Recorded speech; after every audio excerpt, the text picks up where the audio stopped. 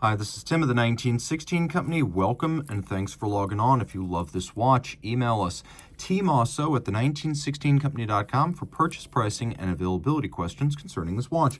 So today we're discussing a 2024 launch inspired by the 1969 Seiko Speedtimer. You're looking at the Seiko Prospex Speedtimer SRQ053, 42 millimeters in diameter in stainless steel. It's 15 millimeters thick and 49.6 from lug tip to lug tip with a 20 millimeter spacing in between the lugs. It's a weighty watch for a fairly entry-level mechanical chronograph. It's got the heft of a Longines or even a Breitling or Omega to it. It's quite impressive, partly due to the solidity of the bracelet, partly due to the surprising solidity of the clasp. This is a watch that has the pleasant quality of feeling more expensive than it is.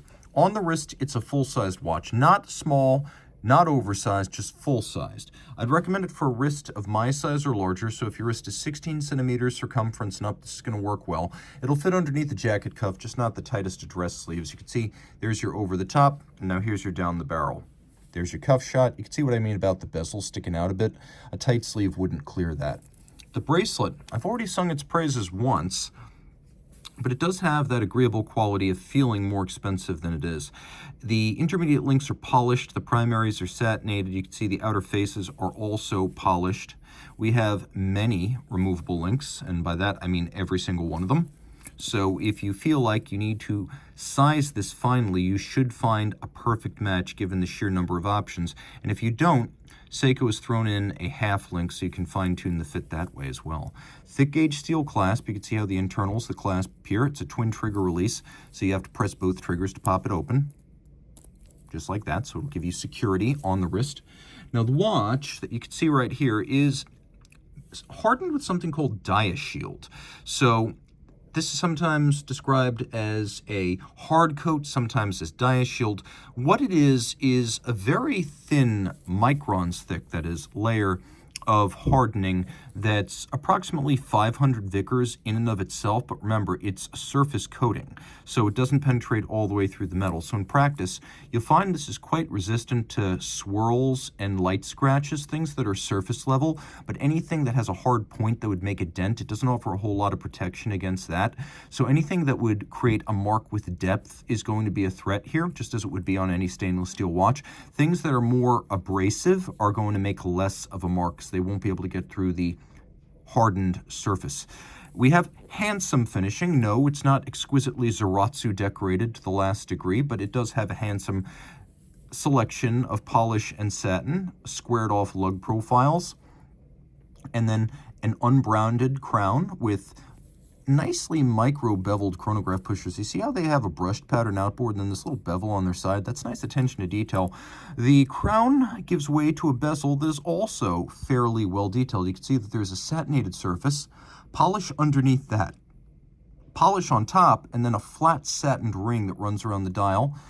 The dial is gloss black with lovely rhodium-plated steel indices and hands that are actually half frosted and half polished, which makes for nice contrast against the dial base. We have a handsome sort of inverse panda lacquer dial. So we've got white registers and then a black dial base, tachymeter scale outboard.